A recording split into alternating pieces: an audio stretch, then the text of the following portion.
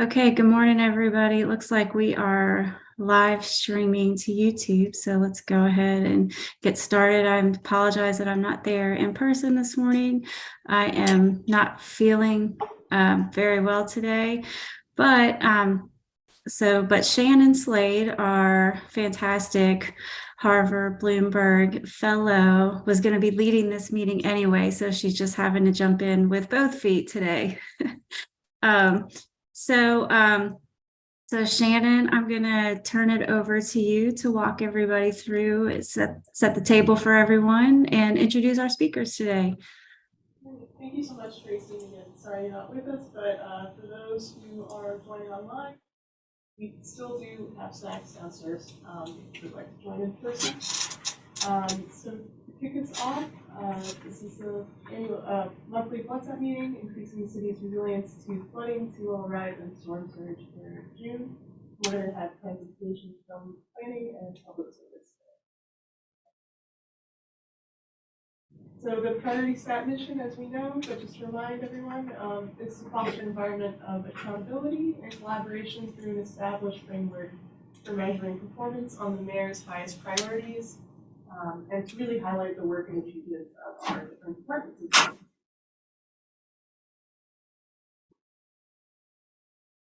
To measure our progress, we base it on different key performance indicators, our KPIs. So our first KPI is no preventable loss of life or injuries during a flood event.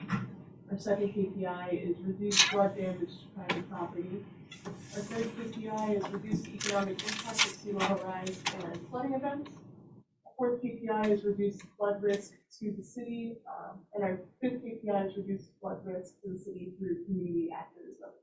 And as Tracy just mentioned in the chat, apologies for mentioning that at the beginning, attendees can use Q&A for any questions, and presenters can unmute themselves to chime in if I miss anything.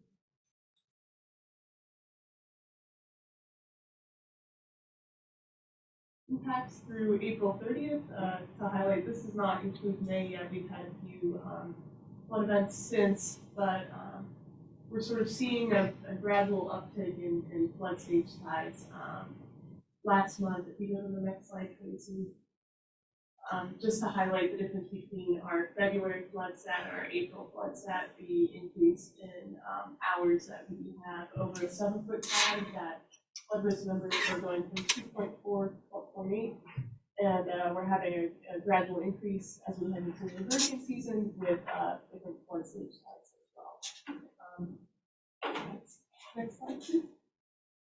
And so today we're going to have Philip Overcash, our senior planner in the planning department, starting today with talking about planning efforts, and then we will switch over to public service. I believe Ken Bernardo will be starting presenting. He is our chief building official, and we may also have some updates on the as well. So, Philip, up to you. Okay, I can share my screen.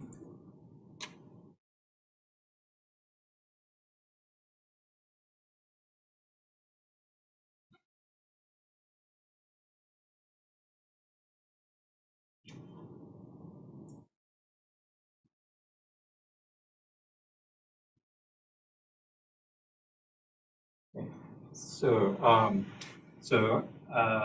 I'm Philip Overcash. I'm with the city's planning department, and so I'm going to discuss some of the planning aspects for FloodStat.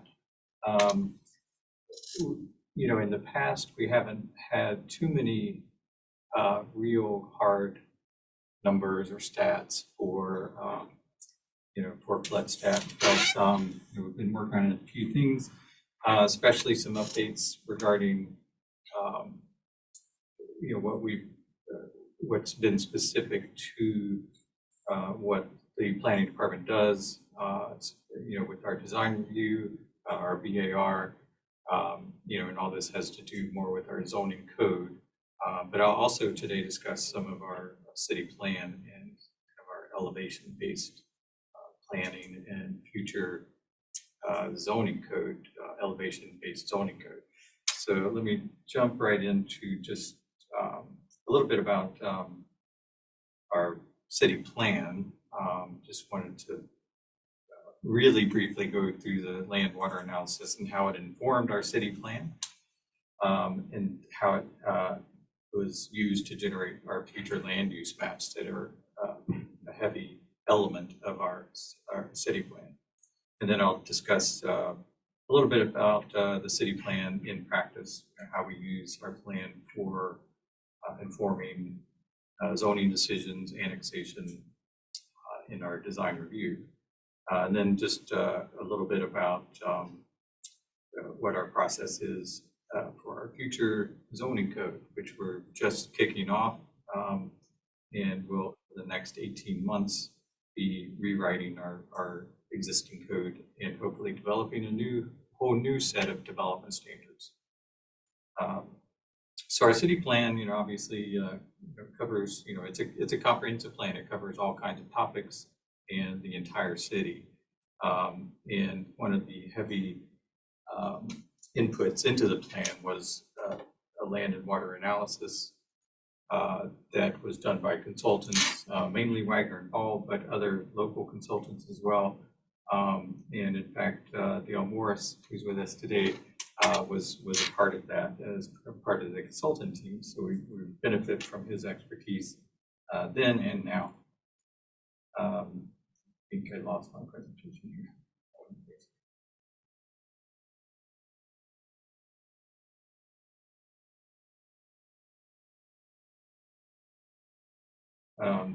So, the water and land use analysis, was basically used to generate plan recommendations, and then ultimately, going into what we're doing today and implementing our plan since it was adopted in 2021, actually. So just real briefly, obviously, any kind of land and water analysis involves, a look at elevation. This is just a quick view of the entire city and actually beyond the city, kind of the Charleston region. And just, looking at elevation, we can see where the high areas are, where the low areas are.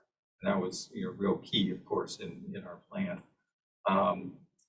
There was a lot of data in the water and land use analysis, but some of the main things coming out were just how much high lands and how much low areas we have. And just real brief, wanted to point out here,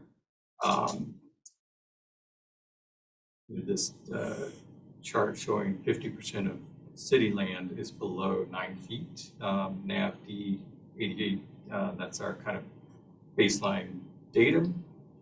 So that's kind of elevation of the city. So 50% of the city is under 9 feet, just as kind of a indicator of where we are. Obviously, we've seen this chart many times. Sea level rise, we know, what's coming now. We're getting more confident about, which scenario we are on, and have begun to plan for that, in this case, using this intermediate line and planning over the next few decades for that. Our city plan, of course, is looking typically at shorter horizons.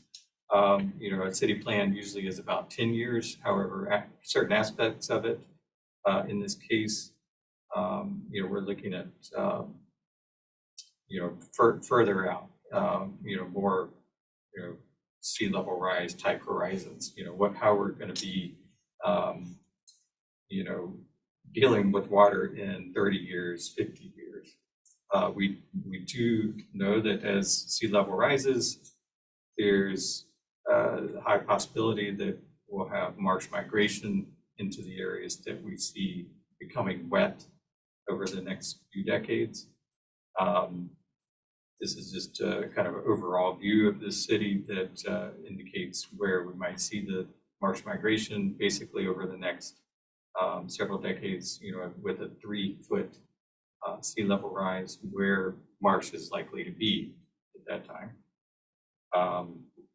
So with the land and water analysis in our city plan, these elevation zones were developed, and I'll go into a little more about that later.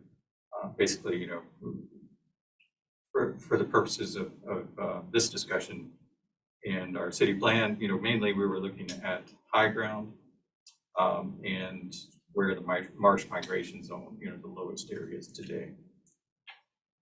And with the elevation zones, we were able to map out some planning strategies, you know, adapt and grow and reserve. This is a more simplified map of the West Ashley, just so we could zoom in on a certain area. And this is for the purposes of looking at where high and low areas are. If you're familiar with West Ashley, there's Savannah Highway spine here. There's a Sam Rittenberg spine here. What jumps out at us is a lot of the high ground is along Sam Rittenberg. So that was, you know, an obvious area that we could see or try to plan for more growth in. And then, of course, the lower areas around the edges, around the water, is where we would need to you know, sort of retreat and adapt or reserve strategies rather than allowing any more development or growth in those areas. This is. Outside, can you define what the compound flood risk is? Is that tidal plus? Yes, the compound risk would involve all types of flooding, you know, that are a little less easy to it's a little less easy to decide which type of planning strategy might be the best fit without actually getting into the real details of, you know, the actual basin itself, the watershed for that for a particular area. It does have a lot to do with rainfall, more to do with riverine than with you know, anything like sea level rise or surge. Just wanted to point out with the Canehoy area, also we have a large amount of very high ground in the city. Some of this area is already sort of planned out in a PUD, and that's a zoning category that you know, defines what type and how much development will occur in those zones in a PUD. Just want to point out that some of the key takeaways from the land and water analysis for our city plan were, you know, where the high and low areas are, you know, just the fact that watersheds are unique, and so, you know, more detail would have to go into individual watershed planning strategies, and then of course the peninsula of Charleston is fairly unique in that it you know, there are solutions that could occur for the peninsula, such as barrier protection, that may not be available or appropriate for some other areas of the city. Just want to real quick show you, this is the West Ashley area of the city, showing kind of the marsh migration areas coming out of the land and water analysis. This is a preliminary land use layer that we use to develop our city plan future land use. And through the magic of GIS, we were eventually able to lay out our future land use categories in our city plan. And of course, the city plan uses the land use categories heavily for making zoning decisions, mainly at this point. And I just want to point out on this, this is a page directly from the city plan showing the inner West Ashley area, and the pie chart at the top indicates each of the types of future land use on our future land use map. And In this case, for the West Ashley area, I wanted to point out that 45% of the area is undevelopable or protected. So that's already area that will not or is not available for development today. The other areas, of course, are a range of different types of intensity and density for residential and other types of uses. The highest areas of West Ashley, we would likely see city centers or a neighborhood edge or a neighborhood type future land use. And that's mainly, as we saw from other maps, along the Sam Rittenberg Boulevard. You can see in kind of the darker reds, sort of the quote growth areas that could receive a little more growth, whereas we're trying to defend, retreat, adapt along the edges where you would see the what we call the low impact and conserved land use, future land use areas. Of course, as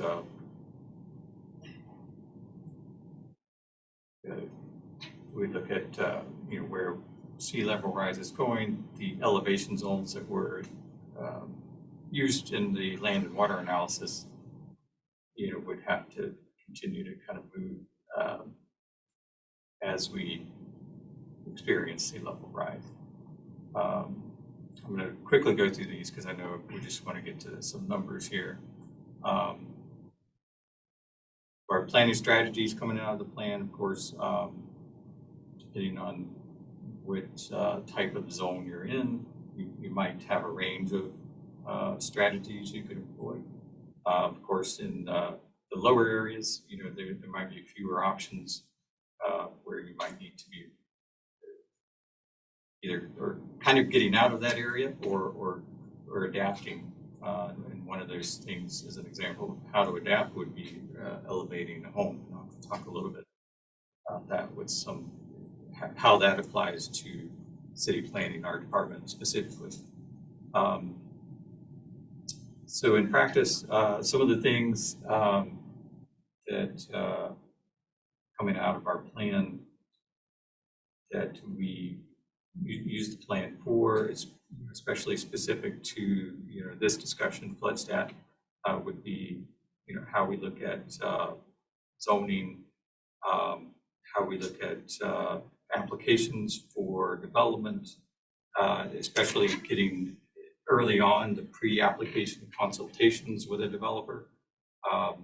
One of those discussions would, of course, involve sitting down, looking at the elevation, looking at what a future land use or zoning implication would be for that development, and making sure the developers are aware of any implications of flooding and flood risk. We also, of course, have rezonings and PUDs that anytime there's a rezoning, we would have the opportunity to consult our city plan, look at the future land use maps and elevation, and see what the most appropriate zonings are. Of course, annexations within the city, we look at flood risk for each and every annexation application. And then, of course, elevating buildings, which comes into play with our design review board, our BAR, actually, in the historic districts downtown. And of course, as we're undergoing right now, what our future will be with an elevation-based zoning ordinance, and I'll discuss that in a minute. So citywide, I wanted to point out that over 50% of the area is undeveloped or undevelopable or protected areas. So there really is not so much, and there's very little area at this point that we could develop heavily without risk of flooding. And as you can see in this table, higher percentages of the city, we've got wetland, we've got low impact conserved, and then some of the lower percentages are those areas that we could actually get a little more density or a little more intensity of development in. And that would be kind of our city centers with only about 3% of the city, and neighborhood edge only about 3% of the city. So it's just an indicator of how much areas are impacted by kind of low elevation or flood risk, and how little areas we have that might be available for.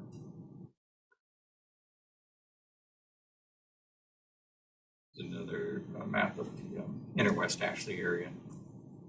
And this would be the Cainhoy area, outer Cainhoy.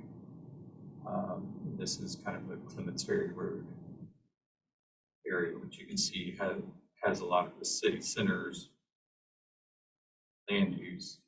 The Cainhoy area, city centers, still only makes up about 3% of that area, not a significant amount. We do have already some planned unit developments in the area that would, over the next couple of decades, see a lot of development. But with our future land use planning, able to guide that development in the right places. Just wanted to take a look a little bit here at the West Ashley area, just to kind of zoom on a particular area. And look at these areas on the kind of around the perimeter of West Ashley. I just want to point out the very outer part is just wetland and marsh. And then the very next ring would be what we call the low impact and conserved areas, future land use. And this is just a view without any other future land use categories in this area. This would be a view of just low impact and conserved areas in the city. So this is areas that are in the city that may have development on them already, but are areas that we discovered through our plan process, that are going to be at risk over the next couple of decades. And so we better start planning for adapting and retreating and reserving those areas. And so these low impact and conserved areas, anytime we have annexations, rezonings, new development applications, obviously these areas will be those that we would not be recommending for any intensity or increase in density. This was a look at future land use in the area without other future land use categories, but only the city centers, neighborhood edge, and neighborhood. So you can see they're more or less along corridors where you would have or tend to have higher elevations, especially as we saw earlier along Sam Rittenberg. So we do have this potential for growth in those areas. I did want to point out too that one of the responsibilities of the planning department is that downtown in the historic areas, we of course have a BAR or Board of Architectural Review area that reviews demolitions, new construction in certain parts of the peninsula, and in many cases, if somebody were looking at adapting, in this case, maybe elevating their homes or any other structure on their property, that they would have to undergo some kind of design review in this area. In other parts of the city, they would not have any kind of review, and they might have a little bit of an easier process elevating a home or building a new home, with the appropriate elevation. So just wanted to point out, and this is mainly because this has been discussed in prior flood stats, just really kind of updating the numbers and getting into a little more detail. This is just, one of the aspects of planning as a department has purview over. So this is a map of all the historic districts on the peninsula. It consists of about 5.8 square miles, about 14,000 properties, and about $16 billion in appraised value. This is based on Charleston County tax assessment, and about 20,000 housing units in this area. Just using the 100-year floodplain, from FEMA maps,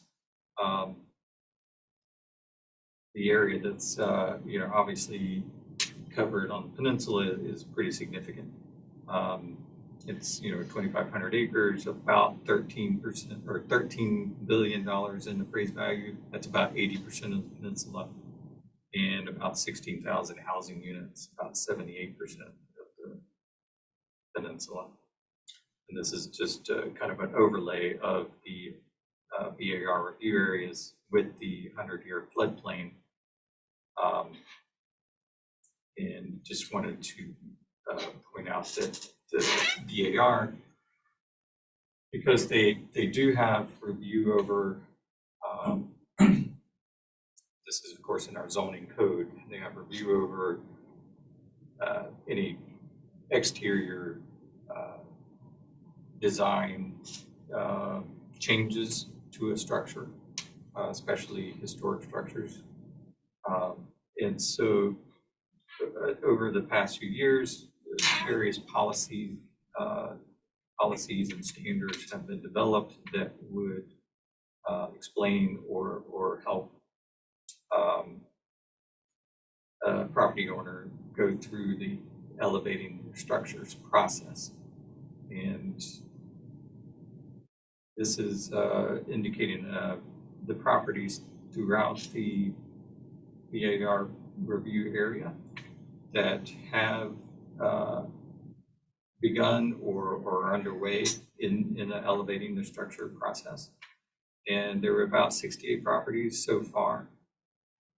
About 66 are in the 100-year floodplains. There are a couple that were just outside the highest risk areas for flooding. 57 of these applications have been approved by the VAR, about 41 of them complete or underway, and that represents about 72 million in appraised value. So those were just some examples of how flood and how policy is wrapped up in what the planning department does. And I did want to offer that over the next 18 months or so, we are undergoing a process to develop a new zoning code that will be taking, of course, recommendations from our city plan and developing zoning districts, zoning policies that will be informed by elevation and by flood risk. So, of course, we're just starting this process. We had a kickoff in May, and currently the consultants that we've brought on will be doing some code assessment over the next few months, coming back to the city with some, just kind of a look at what they see in our zoning code, what the potential is, bringing it back to the staff and to the public and to our elected officials to let them know what opportunities there are in a new zoning code. then getting some feedback, going back to work, developing a new set of standards for the city. And then we've made it clear, of course, that we would like a heavy emphasis on a code that would actually allow us to have some flexibility in maybe requirements or incentives in the code that will, of course, help those most vulnerable at risk for flooding. As we can see on the maps, our low impact in conserved areas,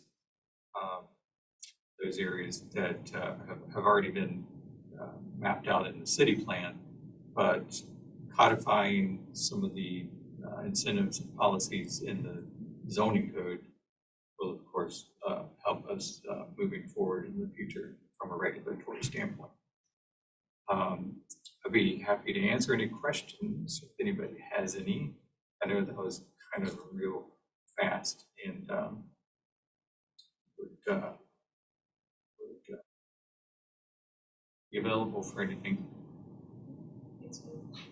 Any questions? Your person? Well, one question for me, maybe more of a Dale question, when you were talking about the elevations and the number of them that have been the economic just of those. And I don't think I'd change any course at all until we have a construction contract or the perimeter protection. But, you know, if we have perimeter protection of 12 feet all around the peninsula, it kind of takes away the need for a good many elevations, wouldn't it? Sure, they will. You'll stop the tides from coming in. You have to combine that, as you know, and we're trying to do this with your Core project, is to combine that with stormwater management so that home can be flooded from tide or stormwater. And so if we stop the tide from getting the structure then, and we manage better the stormwater, then there's little need for elevation. Again, the homeowner may choose to do it for an additional level of resilience or flood risk mitigation, but it should really take the pressure off those issues on the peninsula. These issues off peninsula will remain. That's right. So it might be just something to talk about until we get to plan and a contract to build it. But certainly wouldn't change anything from now. We Right. Encourage people if they are so inclined to elevate their homes. I still think that's good policy long term, but let them be aware that, gee, if this perimeter protection comes about, it will change the day a little bit. Absolutely. So the other thing, go back to that map. You had of West Ashley that showed the sea level rise over time. Seemed to be, was it this one? Let's see. A little before that. Oh, yeah, this is a marsh migration. And where the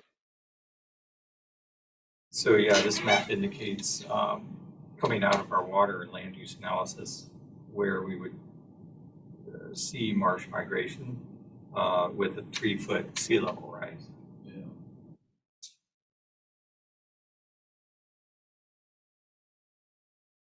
Almost like thinking about the perimeter protection of the peninsula.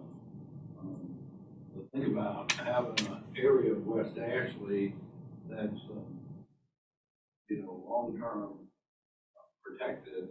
So this little area seems like a concern. It's almost like at some point there's more of a smart project you have to consider.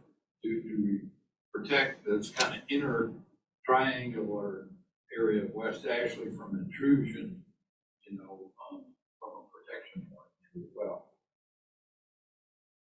Maybe that's not a planning thing, more of a stormwater thing, but This, what you just described, so the city, we are developing a comprehensive integrated water plan. right. We reported on this year. A lot of these maps that Philip showed will be updated with more recent information, and knowledge. And for near West Ashley, which is what we call this area, the water plan team, what you described is the triangle formed by 61, 17, and Sanford, that may become a primary line of defense for protecting that area. And then the question becomes, over a 50-year period, over a longer period of time, how do you encourage development within that area in a safe way and help the people who live outside that area either adapt their homes or adapt their lifestyles to those future higher flood risks in the future. The water plan team will make a number of recommendations about this for that particular area. We've looked at it. There is actually that little spur of land or the marsh that's Phil just showed that's even greener now than on the previous map. You can look over to where the Citadel Mall is, and you can, if a topo map, you can see that those two areas once connected. So there is a crescent formed there going across the southern part of West Ashley on 17. These water bodies connected, and they're going to want to connect with future sea level rise.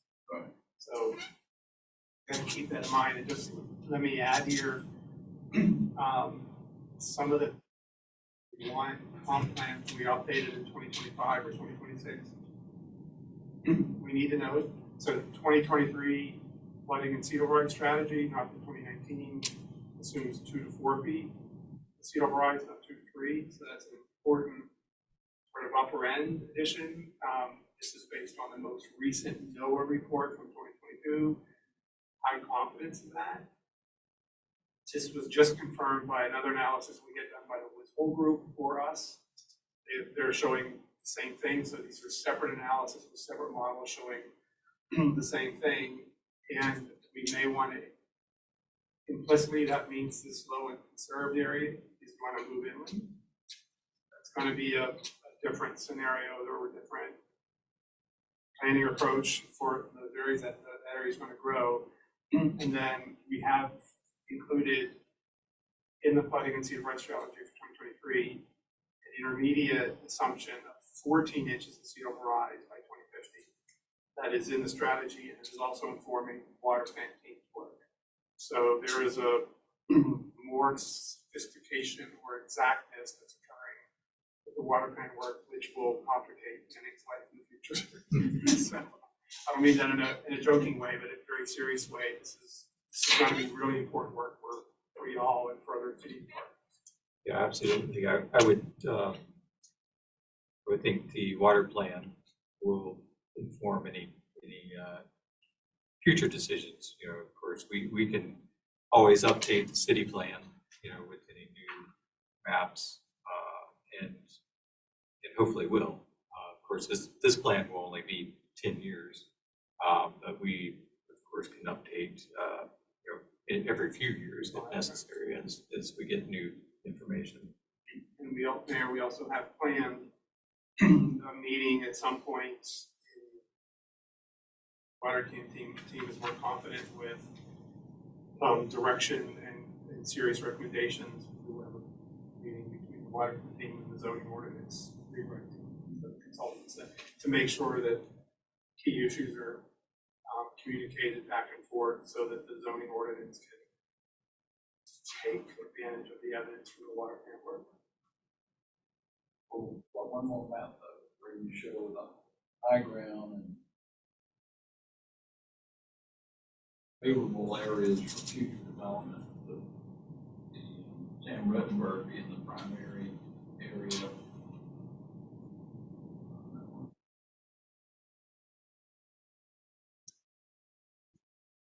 I think this one. Yeah. So the orange and the red indicates what again? Tell me. So the darkest red is what we call the city centers future land use category. The lighter reds are neighborhood edge and neighborhood categories. And all three of these, have a little bit more density, residential density, and maybe a little more, types of use intensity than, the rest of the city. This comprises about 3% of the entire city. It's just these areas. We have a lot of the city that's open marsh and Absolutely. wetland and stuff like that. So the percentages can be a little deceptive. But if you look at here, Sam Rittenberg West actually is deep. A lot of this was covered in West Ashley, but just to let everybody know, I've asked Robert to planning department next year funding to really look at Sam Rittenberg specifically with this in mind as to what the future of it should look like, and not to use a worn out expression. We did the rethink Pollard Road.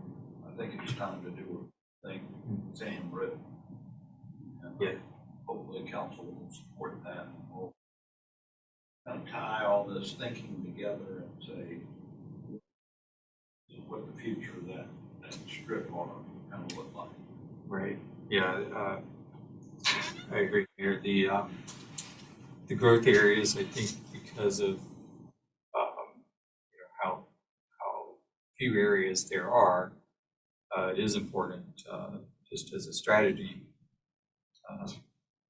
Where we are retreating, or where we're being forced to retreat from, we'll have to move into these higher ground areas, and of course, we have the opportunity with the water plan to get a lot more detail, and hopefully we can map out areas that are most appropriate for growth, and hopefully the water plan emphasizes, what these strategies are. If we plan to be sustainable as a city, we have to have opportunity for growth, and it's going to be important to have policies, strategies that will allow us to do that. And our zoning code, informed by our city plan and water plan, hopefully will do that. Thank you, Philip, so much, and thank you everyone else for the conversation on this. I'm gonna switch over to Ken Granado, who's going to give us an update on. Ken is our chief building official, also. Thank you, Ken. We're going to switch over to an update him about some of the work they've been doing as well. Thank you again, Philip. Thank you. Can you all hear me okay? Okay, thanks. I'll try to share my slideshow here. Let's see. Do you all see that, I hope? Yeah. Okay. I'll make this short because that was very informative. Thank you. I enjoyed watching that presentation, so I appreciate it. I'll make this quick. So my name is Ken Granada. I'm the city's building official, and I'll just quickly present how we help effectively support city flooding and sea level rise.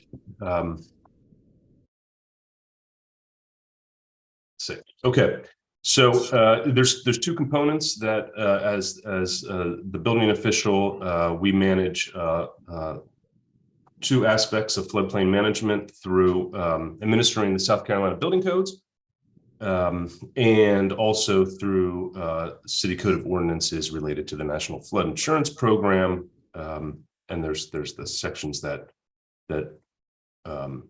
our division, along with stormwater and others, but primarily stormwater, the floodplain manager, and the floodplain technician in stormwater, we work hand in hand all day long to administer these as effectively as we can with the resources we have. Here, I won't get into these, but these are the South, with the South Carolina building codes, which the 2021 building code additions became effective January 1st of this year. Nothing has changed substantially in the code sections. However, there is a change on how I've come into realization about one in particular, which I'll get to. But here are the basic code sections that talk about flood hazard areas, the special flood hazard area, which is established through the flood insurance rate maps that we adopt, that FEMA produces. And we manage those areas through the building code, whether they be V zone or A zone or coastal A zone zones. So all buildings are regulated within, these codes are regulated for those areas and buildings in the special flood hazard area. On the city code ordinances, I just showing this very quickly. It's in chapter 27, article 2, division 3, flood hazard prevention and controls. Again, this is in tandem with stormwater management and the floodplain manager. We administer that to ensure we are as compliant as we can be with our membership and participation in the National Flood Insurance Program, along with the community rating system, the CRS, which is above and beyond the National Flood Insurance Program, which allows our building owners to have a reduced insurance premium. So I just picked up these 4 items from the FloodStat website, which is fantastic, by the way. And these are the 4 we primarily touch on, obviously, reducing flood damage to private property through the building codes and the ordinance. Obviously, the economic impact of sea level rise and flooding events, making sure buildings are at the right height, equipment is at the right height, floodproofing is in place, and maintenance programs for those through the building permit process, which goes on further to flood risk for the whole city. And the 4th one is one we try to touch on as much as we can, is the community activism. And I just pulled this out because we really are trying to implement outreach. So the homeowner to the developer understands our requirements and our city requirements, state requirements, and city ordinance requirements, and where those are, and help them work through that as best we can. So we're trying to get to that 4th bullet point as much as we can. So it's really governance, excuse me. The building codes and really are the crux. In fact, the floodplain manager, Caroline Schnell, and myself have been looking at the building codes lately and our ordinance. And in fact, really the South Carolina building codes, which are essentially the International Code Council documents, really have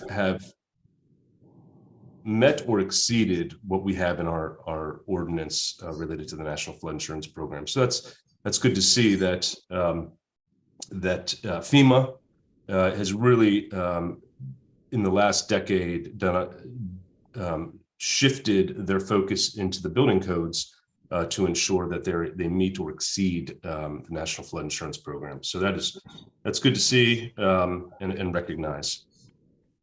And here, this is what I was saying. We do this all day, every day. We talk to from the beginning, as early as possible, with developers and builders about flood design, construction, and what that means, and what our expectations in the city, and why. The big piece here is ensuring we explain why we're doing what we're doing. With most things, obviously, that helps make the process easier and compliance much easier, both the design to inspection to actually using the building properly. And so we do that through the permit process, essentially. All applications that come in are reviewed. If they're in the special flood hazard area, we review those both for the building code and the city ordinance. Like I said, the building code have essentially met or exceeded national flood insurance programs, except for our freeboard. The city has a 2-foot freeboard, which is the base flood elevation is on the FEMA flood insurance rate maps. That's the base flood elevation. And that's the minimum design, but our ordinance says you have to build 2 feet above that, which is freeboard. So, and the building code say 1 foot or 1 foot above base flood elevation, or the jurisdiction if more restrictive. So we default to the ordinance of 2-foot freeboard. And then following suit through the permitting and review process of those documents, we shift it to the inspection process and ensure that all the equipment supporting that building is at or above design flood elevation. We review elevation certificates along with the floodplain manager to ensure they are compliant, and that is part of our CRS program requirement. So we focus very much on making sure that process is as effective as possible, so we are compliant and we don't have issues there. We've learned over time that we need to focus our attention on those core National Flood Insurance Program and CRS compliance requirements for the city. So what have we done recently? We did create here in building inspections a building floodplain review technician to add to that building floodplain management team, which includes the floodplain manager and specialist up in stormwater. And we have our technician as well. Unfortunately, that was just vacated, so we'll have to try to fill that now. We put in place under our plan review team an incentive to obtain the certified floodplain manager certification, and recently one of our plan reviewers obtained that, so that helps us build out our administering our codes and ordinances, but also our outreach and being able to teach and show our applicants and customers why we do what we do and why it's important.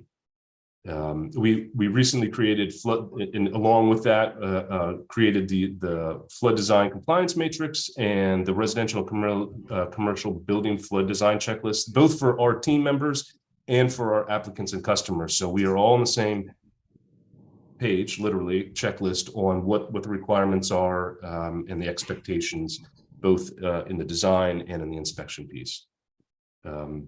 We are tracking now substantial improvement. We've been doing this for probably over a year now through the EnerGov land management and permitting system to show that we are checking that and the workload and what it takes to do that. So I'm excited to start to show some of how much we do in a metric view. Along with that, we shifted our under construction elevation certificate reviews earlier on in the construction process to ensure we don't have issues later in the construction, which we've had a few now and again, which made us take pause and shift that so everybody understands early on that the building, before it's constructed too far, is compliant by the time it is completed. And then the other one with the substantial improvement, we also added a building permit, under the building permit, a building flood design review. Again, this is just to help us ensure we are doing the review, but also to show numbers and the metrics of how much that of the review or how many of those reviews we do. That's again for all buildings, all new constructions and substantially improved buildings in the special flood hazard area. This is the crux issue lately that, as I mentioned, the 2021 South Carolina building codes became effective at the state level. And so all jurisdictions in the state have to administer that building code edition. That began in January 1st. And soon after that, we recognized that in the code that because Coastal A is now both in our Berkeley County and our Charleston County firms or flood insurance rate maps, that the building code requires jurisdictions to administer high hazard V zone requirements for coastal A zones. And I plan to give more information on this soon.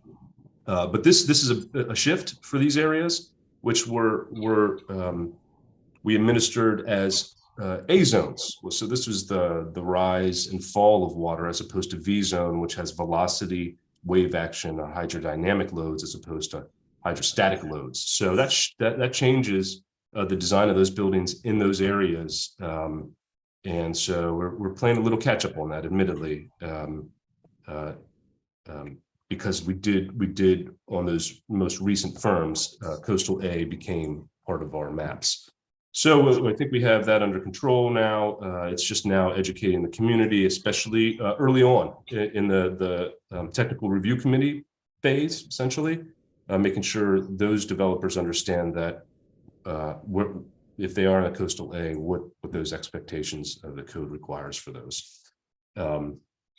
Also, again, talking about that outreach, we fortunately had capacity just for a moment before our technician left us to do two great presentations. One back in February to our Charleston chapter of American Institute of Architects. There had to have been 50 plus architects and builders in there, and we went through the gamut of requirements, city requirements, because there are differences between jurisdictions.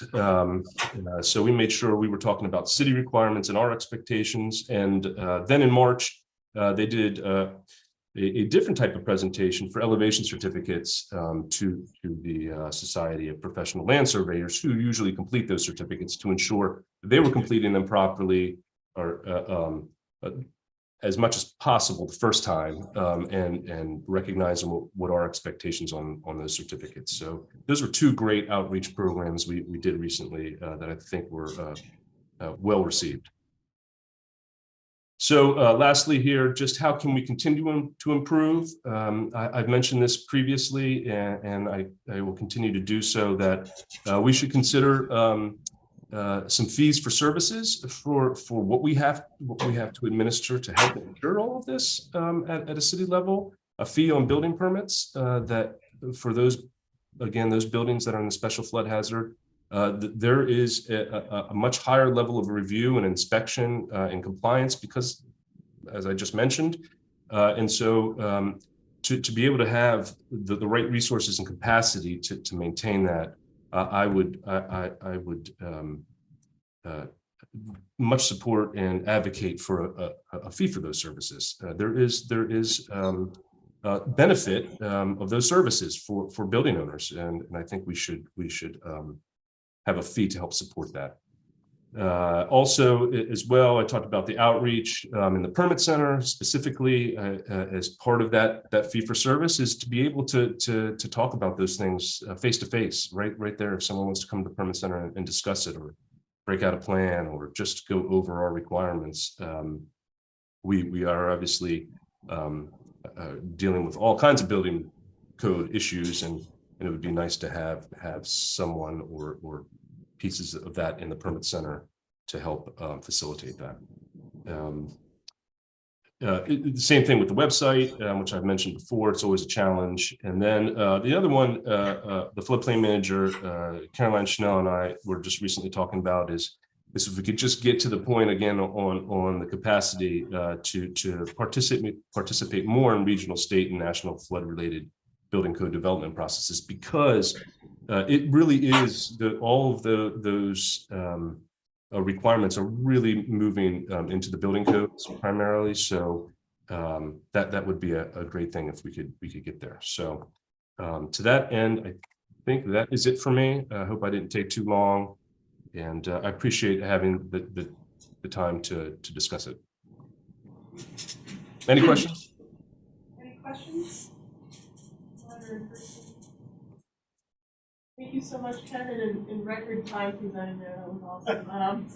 And I think these presentations pair really well, especially around the community activism portion that both you and Phil were talking about. Thank you all so much. If there's no other questions, I think we're going to wrap up, and we'll see you in 2 months. Thank you, Shannon. Thank you. Cheers. Well done, Shannon.